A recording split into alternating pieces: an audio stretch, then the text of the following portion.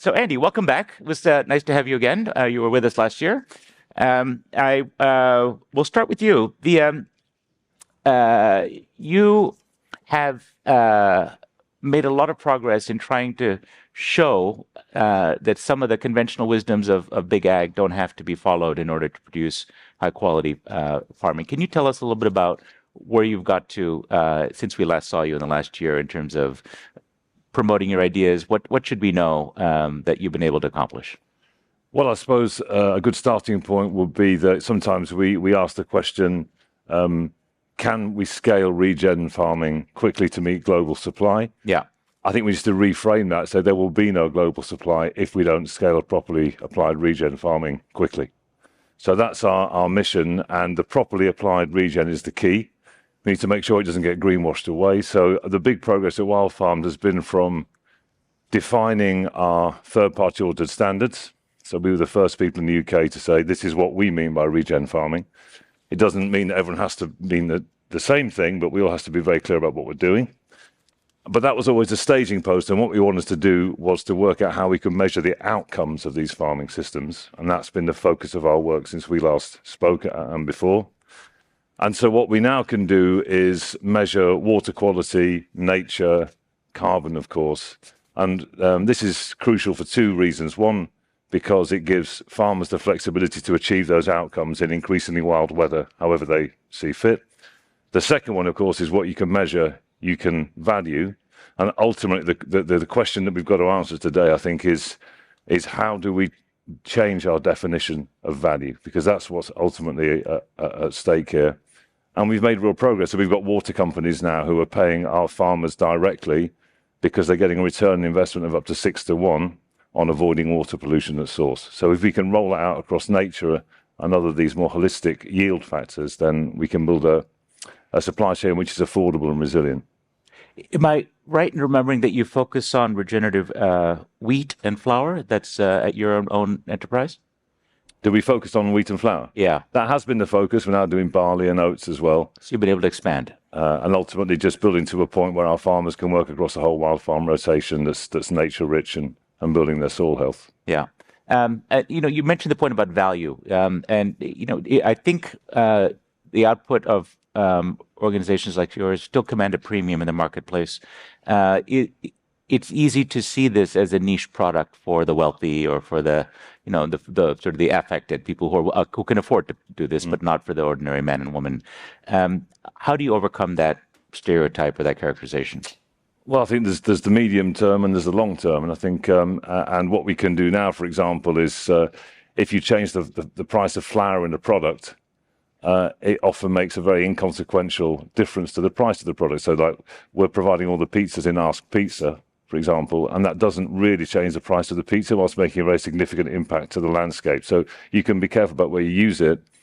Ultimately, I think the answer to value is that if you have one field of wheat which is contributing to water pollution, which is, as a government report described in 2011, hostile to nature, which is leading to significant carbon emissions, and another one which is leading to clean water, our ability to grow food in changing climates, significant biodiversity uplift, we can't live in a world where those grains from those fields are sold in a market that doesn't recognize that value. And so I think the water company work that we've done, the nature work that's following, is all a part of making farmers' income streams the grain, their impact on water supplies, their impact on carbon, their impact on nature. And when farmers are paid for all of those things whilst growing food, not instead of it, because we can do those things at the same time, then we can have affordable food in nature-rich landscapes. You mentioned market. Let's maybe turn to Lucinda. The many people, not only in Britain but in other countries too, turn to Marks and Spencer for groceries. You're head of sustainability, if I get it right. What do you find? Because you need to balance clearly the goals that we've just heard from Andy, which are certainly noble, but with ordinary people and their paychecks. You have to provide good value. So that they see that, and what are you finding? Because what are there trade-offs involved? Can everyone afford what he's offering? Do you buy that the pizzas that might be sold can be made with higher quality ingredients that are good for nature? Is that true for the other sources that you look to? Because if that were generally true, it would be more widely adopted. So what are the obstacles that prevent it from scaling, which is the question we're asking? Sure. I think, well, at M&S, I think we're quite lucky because we do have a probably more affluent consumer than most, but that's not always, and it's not for every product. We have a remarkable range which has a lot of the same sustainability properties, if you like, and as our sort of high end stuff. But I think the reality is, so we've seen, I think, for us, value is a function of price and quality, and we have Andy's products in about 30, Andy's flour in about 30 products at M&S, and we found that they sell really well. Our sourdough loaves, £4, and they contain wild farm flour, and they've sold brilliantly over the last few years. So again, I think it's about our customers wanting sustainability and seeing it very much as part of our quality proposition. So that I think is one angle of it. And then I think Wildfarmed is cereals, but we've had a really strong farming with nature program, basically knowing that what we need to do with our supply base and with the UK supply base in particular is build resilience. And that's where we've had a big program on farming with nature. So Wildfarm's sort of a part of it, but this is across our 400 growers in the UK to really help them encourage nature on farms, we have a leaf mark certification, and we ask them to do additional things for M&S, such as integrated pest management, set land aside for nature. And all of that is helping to build, if you like, resilience across our whole, sustainability across our whole range of particularly British product at the moment. Across your supply chain, what share would you say is now reflecting either regenerative or similar kinds of thoughtful farming practices? Well, I think 100% of our British produce is farmed to, if you like, our farming with nature standards. And we are looking now to expand a lot of those principles across our livestock in our next iteration. We've just got to the end of a fifth year of that program. We're now looking to how we do that. There are obviously many different. I think the reality is M&S has Select Farm, which are standards that go above and beyond most retailers anyway when it comes to environment and quality and welfare, particularly when it comes to livestock practices anyway. I've seen over the years lots of efforts like this, and from big companies like Procter & Gamble or consumer products companies, ag companies, that have discovered that environmental attributes don't maintain a premium for very long. Consumers, even when they say they care about them, they tend to become table stakes. That is, they say, great, I'm glad your product is green. I'm not going to pay an extra 10% for it. But the company that doesn't make that claim or cannot stand it up loses out. So it becomes something that you have to do rather than something that can command a premium in the marketplace, or that the majority of people are willing to pay more for comparable products, but one with a green benefit. What are you finding? Because it sounds like you've made a commitment to this at Marks & Spencer. What are you finding among your consumers, especially folks who are not the high-end consumers? I think generally, so it's interesting. So one of our probably our most successful marketing campaign is Farm to Food Hall, which is we send Tom Kerridge out to farms, and people can then genuinely see how product that is farmed to higher nature standards. And interestingly, we've done sort of a number of different iterations of those adverts, but always bringing the farming with nature stories in. Those products will fly off the shelves the following week. So people clearly do buy into that agenda and are willing to pay. As I say, for us, the value is that people expect sustainability of Marks and Spencers, and for us, value is a function of quality and price together. So I think they feel that they're getting great value that covers off a number of those attributes. Even the Christmas mince pies that you're famous for? Christmas mince pies, collection mince pies. Delicious. Very, very delicious, and and good for the earth too, I guess. Okay. Let's turn to Megan. Megan, you're a scientist as well as a farmer, I understand. Can you tell us? Now, soy sometimes gets a bad name in the press, but of course, the sustainability. There are protocols and councils on sustainable practices. Can you talk a little bit about how this ingredient that is essential to a significant part of the world's diet can be made compatible with some of the goals about sustainability?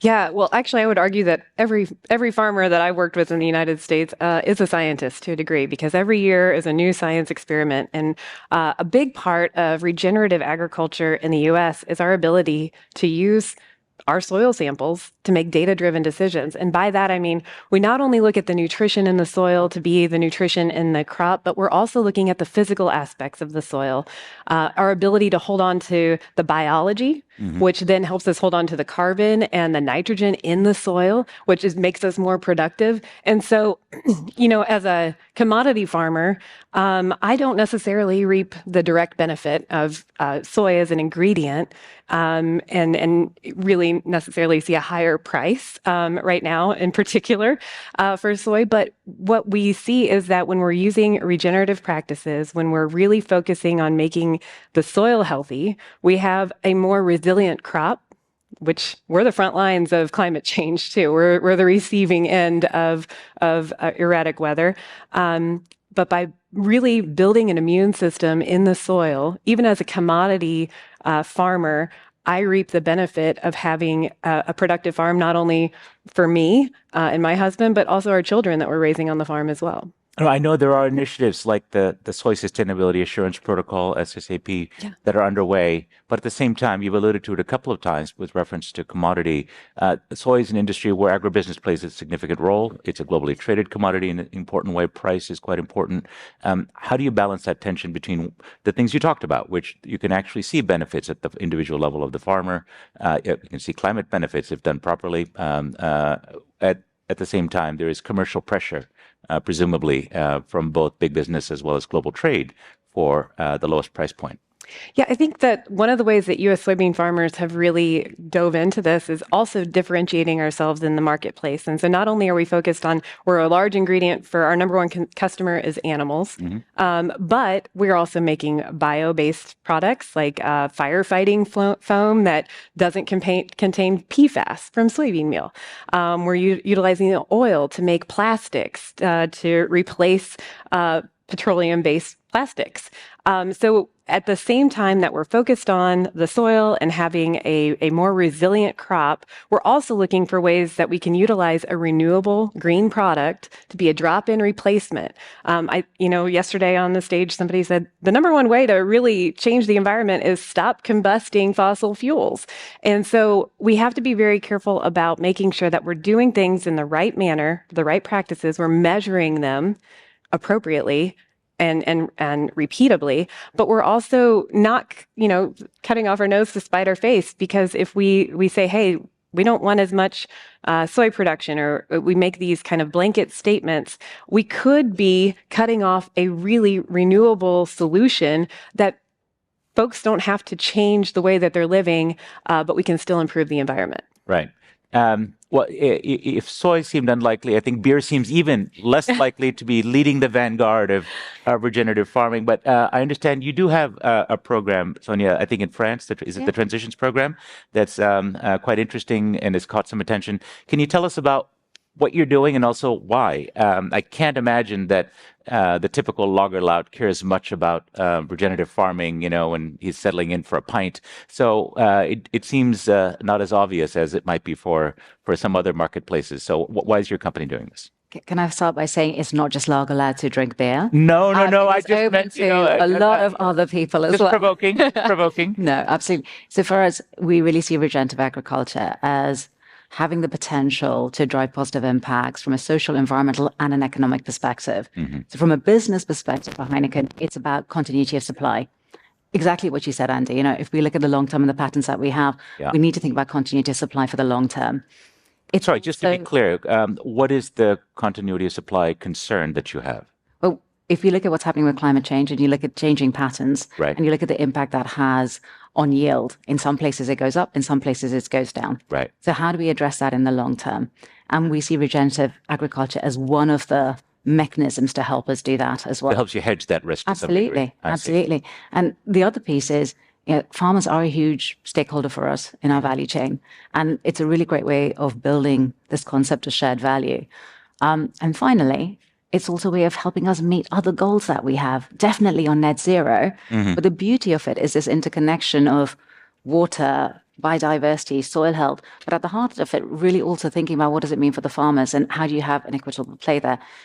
On transitions. Yeah, that's a concrete example I was going to ask you about. Yeah. Yeah, and I think the beauty of transitions is we've seen lots of pilots, which are small scale. Right. Transitions is one of the first large scale landscape-based approaches in the northeast region of France. Okay. So it's not about looking at individual farms, but it's looking at a whole landscape to say, how do we bring a range of different partners together to really drive the move from traditional to regenerative practices? So we're interested in the barley, but barley is a great rotation crop. So there are other things that are grown like wheat, potatoes, sugar. So how do we work with other off-takers to make sure that we have a consistent expectation in terms of the practices that we want to see? We have a measurable method to say, how does that really come to be? Yeah. And we're getting the barley from it. So just again, to press you a little bit, what are you doing differently, or what are the farmers doing differently from what they might have been doing before the project started? What's the additionality or change here? So the crop techniques are definitely changing. So a lot more cover cropping, rotations at the heart of it. So how do you do that? The move away from chemical inputs to more biological inputs. And so what we're actually doing is we're bringing in lots of partners from different parts of the ecosystem to say, what do you need to do from an agronomic perspective? Right. Because at the heart of this, every farm is unique. So you need to understand what are the right agronomic practices that you need, working with NGOs like Earthworm. We've got technical institutes in France who we're also bringing in to say, what are the best practices that you need to adapt to the change? Yeah. But you also need to be able to measure it. So we work with digital partners like Hector who are helping us measure things like soil sequestration. But how do you really do that in meaningful terms? And financing, that's another key piece that we really need to think about. What's the feedback from the farmers? I spent a lot of time out in the field with farmers, getting my boots muddied. And one thing I've learned, whether it's in rural Kerala or in the American and Brazilian heartlands of big ag, farmers are essential to the global economy, but farmers can also be quite conservative with a small c, meaning one failed harvest can sometimes, break a family farm, as it were. And so they're before they'll try unproven new methods, they'll really kick the tires on something, right? They'll do pilots, they'll test, they'll push any vendors that come along with newfangled technology promising the world, because for them this is absolutely essential. It's existential. In my experience, talking to lots of farmers. Now there are always exceptions. Maybe there are innovative ones that are willing to try new things every year that you can introduce me to, Andy. But in my experience, farmers tend to be conservative about people who turn up with promising the moon. What have you found? And I'll ask all of you, any of you who wants to chip in on this, how do you persuade farmers to try something new and different? Because again, for them, it is their utter livelihoods. A failed crop can wipe out the finances of a family. You're absolutely right, Vijay. And I think the starting point is it takes time. It doesn't happen overnight. So you have to convince them that these practices are going to move them in the right direction. So part of the program is about training to really have those conversations over a period of time. It's taken us 2 years to get to a stage where we're able to then get the barley that comes from transitions to just really get the setup right. I think that's the first. Second's financing. And the reason regen ag is really hard to scale, the elephant in the room, is that there's a period of time, it can be between 3 to 8 years, when yields go down. So you can't ask a farmer to take a pay cut. Right. As you said, this is hand to mouth. It's a hard sell, right? It's a really hard sell. So you have to find a financing mechanism, which for us has come in the shape of blended finance. So we pay a premium. I see. To hedge, to basically really bridge that income gap that they're going to feel. But we've also got subsidies from the French government. So it's very difficult for a business on its own to be able to do that. So you have to look at other streams of financing to do it. Right. But you need to make sure that the farmer doesn't get a hit from an income perspective while they're going through it. Now, the really good news is once you go through that period, actually yields get better and actually input costs go down. So from a value perspective, the economics actually work, but you do need to support them in the short term to be able to go through that. Thank you. That granularity makes a difference. And I would love to a couple of quick comments. We're running close on time, but let's make them short. Go ahead. So every year we sampled the same field, one GPS located sample per hectare, year over year. And when they implemented cover crops, we saw that there was this huge dip in the soil test report. We wouldn't have noticed that if we were on every 4 years like most farmers do. But we found that really what was happening is that that yield dip was because we weren't providing accurate nutrition for the actual cover crop. And so I would challenge it a bit that when you do it right, regenerative agriculture doesn't cause a yield drag, but we have to pay attention to being holistic, that a cover crop doesn't know that it's a cover crop. It just knows that it's a plant. And so we still have to provide that nutrition while it's sequestering it. And then we can still grow a cash crop. So we have to be data driven and smart about it. And I would challenge you a little bit. I think I'm a millennial, and us millennial farmers, we love data driven decisions. We've got our yield maps in our phones. We like a challenge, and being able to be regenerative and productive is something that excites us. Well, I need to hang around younger farmers, clearly. As someone of a slightly older generation, what do you have to say? What do you have to say, Grandpa?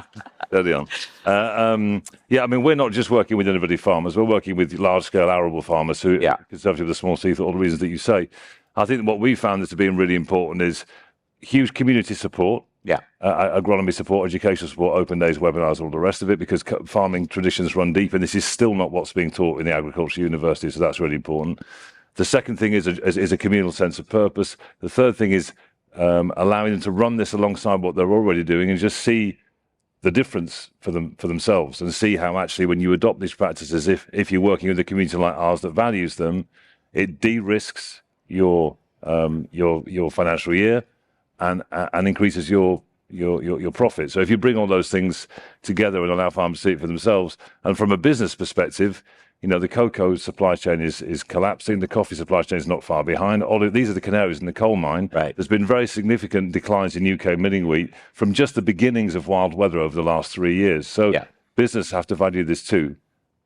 This one question I'll take from our Slido.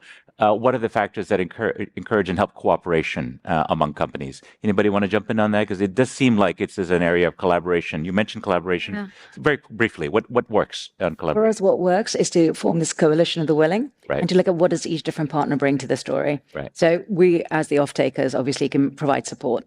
But then you need the technical know-how from the people who do understand the agronomics. You need the digitalization of it in terms of how you measure it. Yeah. You need the financing from the right people, and you need insurance support. Right. So it's like a jigsaw. The finance piece seems quite important. It is. So it's like a bit of a jigsaw to say, what are the different aspects that you need to really get it to work in practical terms? Right. Okay. Well, we're just out of time, but I think we really got a granular and I think realistic look at what it takes to make this work. I thank you all for being so straight with us. We appreciate it. We wish you luck. Give them a nice round of applause. Thank you. Thank you very much.